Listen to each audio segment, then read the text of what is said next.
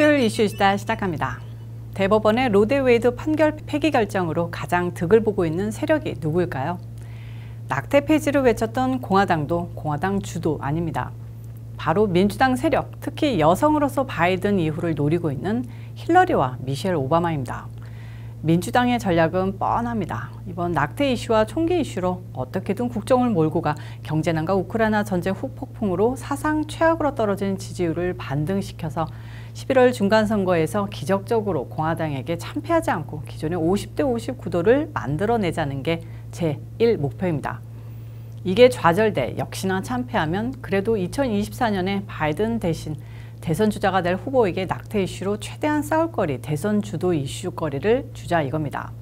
지난주 저희 방송 보신 분들은 아시겠지만 민주당이 내세울 후보는 까말라도 힐러리도 부티지지 같은 지지부진한 군소 후보들도 아니고요. 바로 미셸 오바마입니다. 지금은 침묵하고 있지만 민주당이 결국 밀어붙일 후보는 미셸 오바마인데요.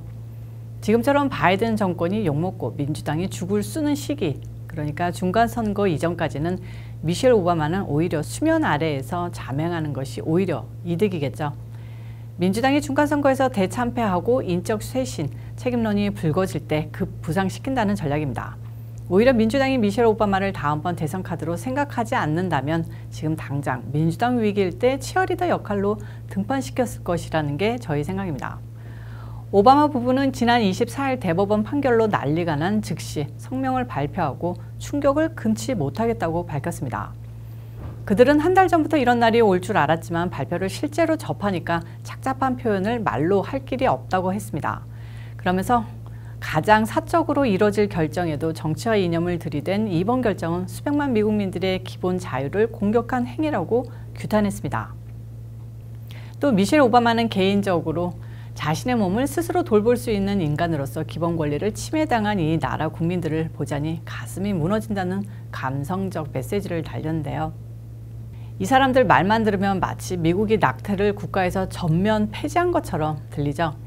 제가 오늘로써 세 번째 말씀드립니다만 미국에서 낙태가 금지된 게 아닙니다. 연방대법원은 다만 미국민들에게 낙태의 권리가 있다고 판결한 로데웨이드 판결문에 대해 미국 정부나 헌법은 미국민들의 낙태를 허가한다, 불허한다, 판단할 권리가 없다. 낙태의 허불호는 각 주정부가 판단해야 한다고 발을 뺀 것뿐입니다. 당연히 낙태를 허가해왔던 주에서는 계속 낙태를 허가할 것이고 불법으로 규정했던 주에서는 계속 불법화할 뿐 달라지는 것은 없는데 좌파들과 소위 말하는 진보단체, 그들의 배우인 민주당 사람들이 이 사달을 만들어내고 있는 겁니다. 그리고 그런 민주당에게는 여성 이슈인 낙태 문제를 전면화해 앞으로 2024년 대선에 나설 미셸 오바마에게 힘을 실어주자는 계략인 겁니다. 이럴수록 이들의 야욕을 미리 알고 대비해야 하는 것이 우파들의 참 지혜라고 생각하는데 여러분은 어떻게 생각하시나요? 다음 소식입니다. 항상 제 혈압을 높이는 경제 소식입니다. 개인적으로 약간 저혈압기가 있어서 혈압 올리는 뉴스가 어느 정도 제 건강에 도움을 줄 수는 있는데요. 요즘 경제 뉴스는 고혈압을 아주 야기하는 것 같아서 스트레스긴 합니다. 다시 본론으로 와서 미국 상무부는 29일 올해 1분기 국내 총생산 GDP 증가율이 연율 마이너스 1.6%로 최종 집계됐다고 밝혔습니다. 마이너스 성장이 공식 확인된 겁니다. 이날 수치는 확정치로 지난달 공개된 잠정치 마이너스 1.5%에서 0.1%포인트 오히려 하향 조정된 건데요. 현재 미국 경제가 얼마나 엄중한지 재확인된 겁니다.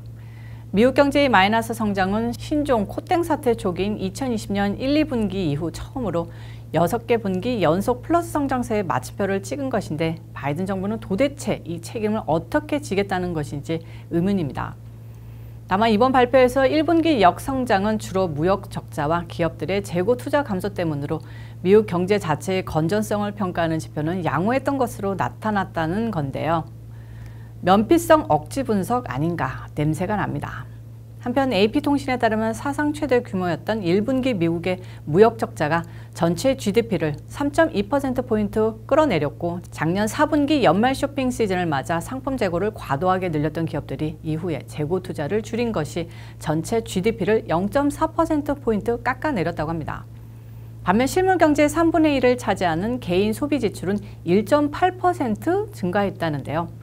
기업 투자도 5% 증가한 것으로 집계되는데 기저 수요를 측정하는 지표인 국내 구매자 최종 판매도 3% 증가했다고 합니다.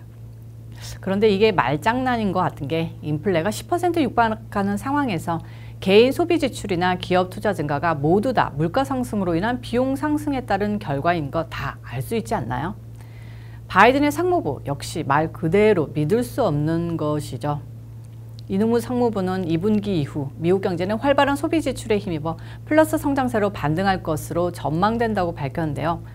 활발한 소비 지출이 아니라 울며 겨자 먹기로 평소처럼 사거나 쇼핑을 줄여도 돈을 더 많이 지불해야 하는 것이죠. 저도 장볼 때마다 최대한 적게 사려고 하는데 내는 돈은 오히려 늘었습니다. 이게 소비 지출 상승입니까? 한편 세계은행은 올해 미국 성장률을 종전보다 1.2%포인트 내린 2.5%로 국제통화기금 IMF는 종전 3.7%에서 2.9%로 각각 하향 조정했습니다. 마지막은 그나마 힐링되는 뉴스입니다.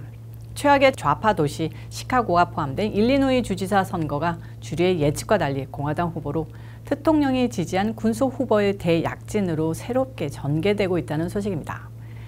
애당초 일리노이 주지사 선거는 민주당 억만장자 후보와 억만장자가 후원하는 공화당 후보의 대결이 될 것으로 전국적 관심을 받았습니다. 그러나 28일 일리노이 주지사 후보 경선의 뚜껑이 열리자 경선 선거 초반 약체로 분류됐던 대통령 충성파이자 전통적 보수 성향의 데런 베일리 주 상원의원이 승리해버렸습니다. 억만장자 헤지펀드 매니저 켄 그리핀의 전폭적 지원을 받으며 선두를 달리던 뎁수 성향의 리처드 어빈 오로라 시장을 그것도 큰 표차로 꺾고 극적으로 승리한 겁니다. 베일리 후보는 총 66만 표 중에 37만 8,423표, 57.2%를 얻으며 불과 10만 4,394표, 15.87%밖에 득표하지 못한 어빈 후보를 트리플 스코어 차로 가볍게 따돌렸습니다. 대통령은 지난주 일리노이주 유세에서 베일리 지지를 선언했는데요. 경선 양상이 이때부터 극적으로 변화했다는 후문입니다. 당시 트럼프 대통령은 베일리 의원을 미국 최악의 주지사 중 한 명인 프리츠커와 싸워 이길 수 있는 유일한 후보라고 말했는데요. 민주당 억만장자 후보를 맞아 장렬히 싸울 후보로는 억만장자 헤지펀드의 후원을 받는 인간보다는 참신한 베일리 후보가 100번 낫다는 게 공화당 민초들의 뜻이었던 겁니다.